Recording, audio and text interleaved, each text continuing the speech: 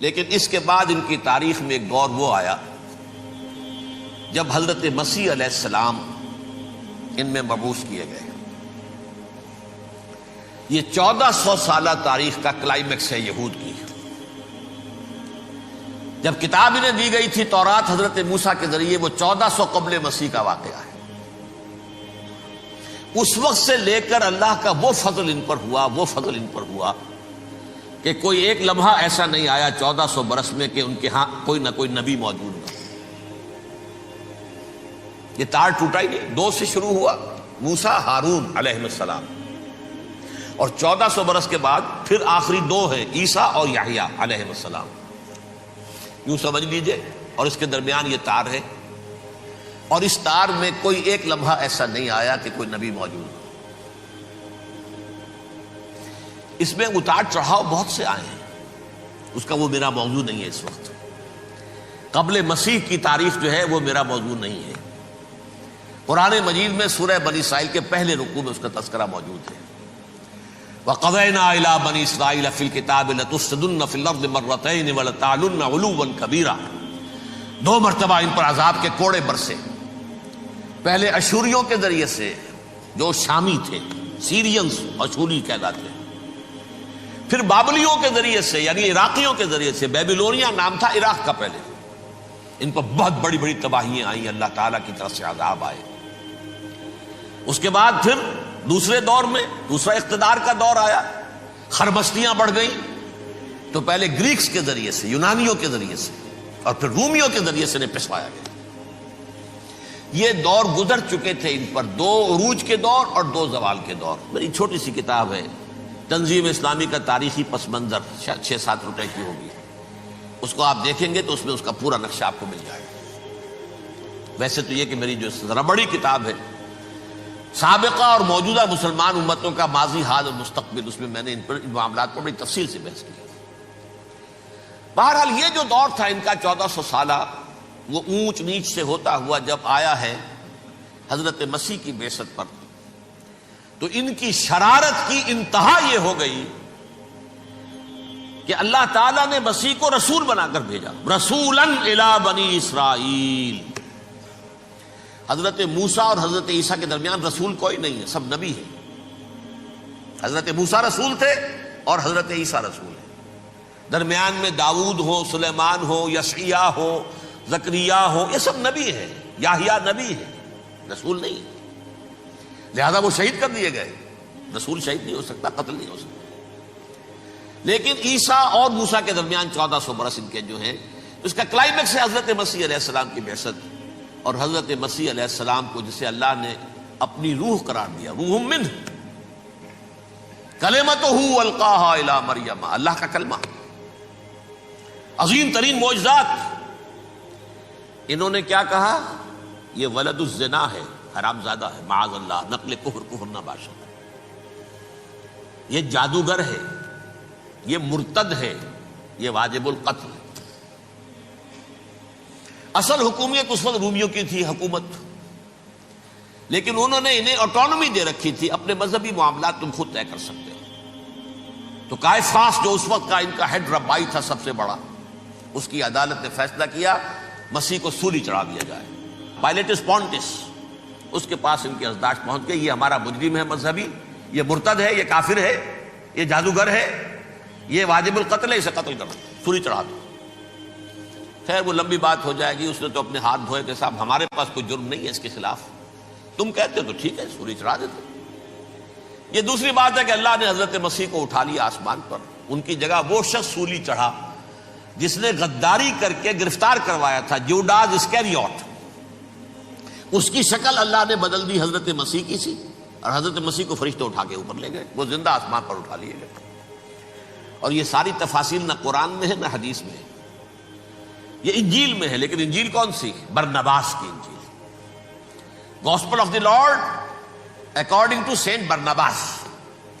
یہ حواریین مسیح میں سے تھے، لیکن عیسائی ان کو تسلیم نہیں کرتے، ان کی بائبل کو صحیح نہیں مانتے، کینونیکل نہیں مانتے۔ 100 انجیلیں تھیں، 104 تھیں، جن میں سے 4 چنی ہیں انہوں نے، یہ متی اور جان اور مرکس مارکس، یہ ہے تو یہ 4 انجیلیں ہیں، انہوں نے تسلیم کیے کہ یہ کینونیکلز ہیں، یہ تو ہیں حقیقی، باقی جو ہیں 100 اس کو وہ تسلیم نہیں کرتے۔ ان میں سے ایک ہے یہ برنباس، اس میں یہ تفصیل ہے کہ اللہ تعالیٰ نے اس شخص کی، جیوڈاس کی، یہودا جیوڈاس اس کو انگریزی میں کہتے ہیں، اس کی شکل بدل دی حضرت مسیح کی سی، وہ گرفتار ہوا، وہ سولی چڑھا۔ وہ غدار تھا، غداری کی سزا اسے ملنی تھی، وہ مل گئی۔ حضرت مسیح کو فرشتے 4 اٹھ رہے ہیں، جس کوٹڑی میں حضرت مسیح مقیم تھے، ایک باغ کے اندر روپوش تھے، اس کی چھت پھٹی ہے، 4 فرشتے آئے ہیں، حضرت مسیح کو اٹھا کر لے گئے ہیں، چھت برابر ہو گئی ہے۔ اس کے بعد وہ شخص پکڑا گیا۔ بہرحال حضرت مسیح کو اللہ نے اٹھا لیا آسمان۔ لیکن وہ دن ہے کہ اس قوم کو اب مغضوب علیہم قرار دے دیا گیا۔ نوٹ کر لیجئے، اصل میں تو ہونا یہ چاہیے تھا کہ رسول کی جان کے در پہ جب کوئی امت ہو جاتی تھی تو اللہ کا قاعدہ یہ تھا کہ اس امت کو نسیہ منسیہ کر دیا جائے۔ حضرت نوح کی قوم کو ختم کیا یا نہیں؟ حضرت ہود کی نگاہوں کے سامنے قوم عاد برباد کی گئی یا نہیں؟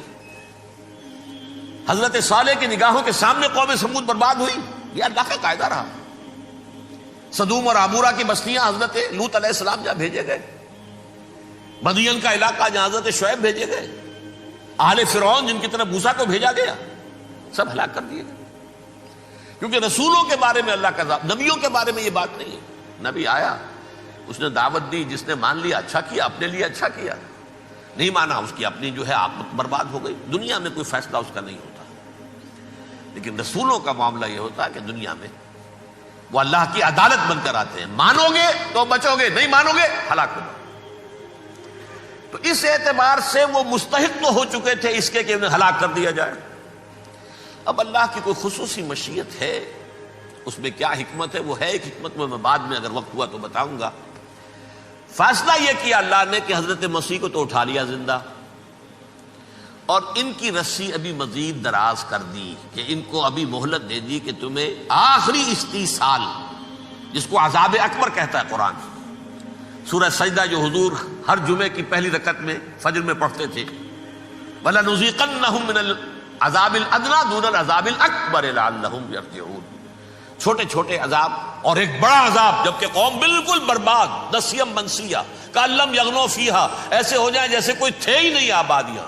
لا یرا الا مساکنہم، اب ان کے مسکن نظر آتے، مکین نظر نہیں آتے۔ یہ عذاب اکبر جو ہے وہ ان پر نہیں آیا، حالانکہ وہ مستحق ہو گئے تھے اسی وقت۔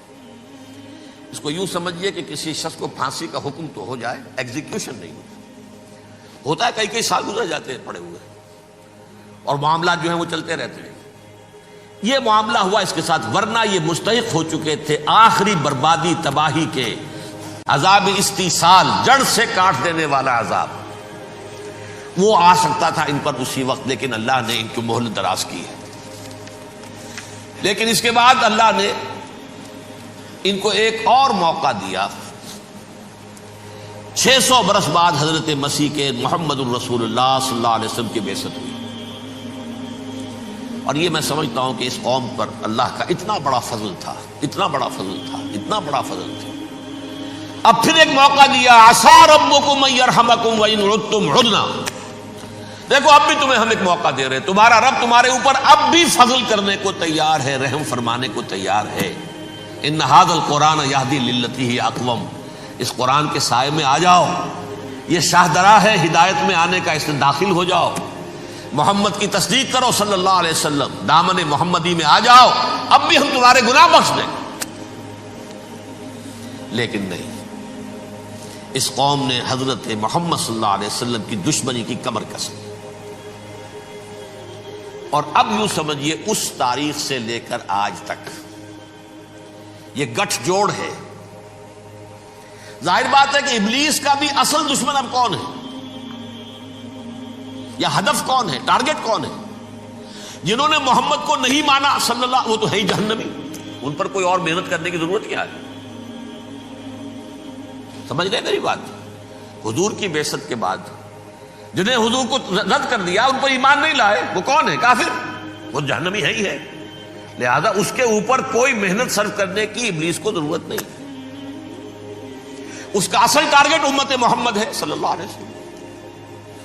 وہ ساری نوع انسانی کی دشمنی اب آ کر مرکوز ہو گئی ہے امت محمد صلی اللہ علیہ وسلم کی دشمنی پر.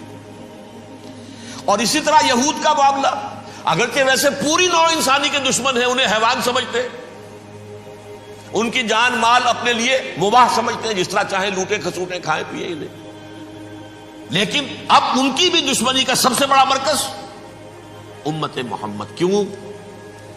وہی تکبر اور حسد، وہی بیماریاں. انہیں تکبر یہ ہو گیا تھا کہ 2000 سال سے یہ نبوت ہماری میراث، ہماری جاگیر. بنو اسرائیل کے اندر سینکڑوں نبی آئے، 3 کتابیں اللہ نے ہمیں عطا کی. یہ کہاں سے آ گیا محمد صلی اللہ علیہ وسلم؟ معاذ اللہ ثم معاذ اللہ. یہ امیین میں سے، یہ جنٹائلز میں سے، یہ گوئنز میں سے، یہ حقیر ان پڑھ. کہاں ہم، کہاں یہ نہیں تسلیم کریں گے. حالانکہ قرآن کہتا ہے یعرفونہ کما یعرفون ابناہم. ان کے علماء ایسے پہچانتے تھے حضور کو جیسے اپنے بیٹوں کو پہچانتے ہیں کہ یہ آخری نبی ہے. لیکن تکبر اور حسد کی آگ میں جل اٹھے. اب ان کے بھی دشمنی کس سے ہے؟ محمد اور امت محمد صلی اللہ علیہ وسلم. یہ گٹھ جوڑ ہے. اب دیکھیے، یہ ہے میری گفتگو کا اب تک کی گفتگو کا حاصل، یہ گٹھ جوڑ. ایک غیر مرئی دنیا، انویزیبل دنیا کا ابلیس لعین اور جنات میں سے اس کے لشکری فوج.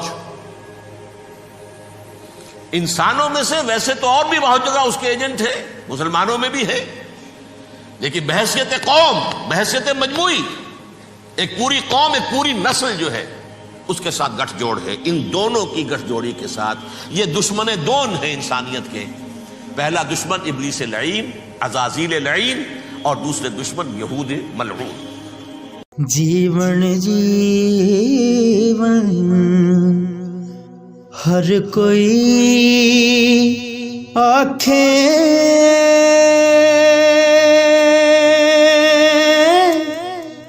موت کھڑی سر اتے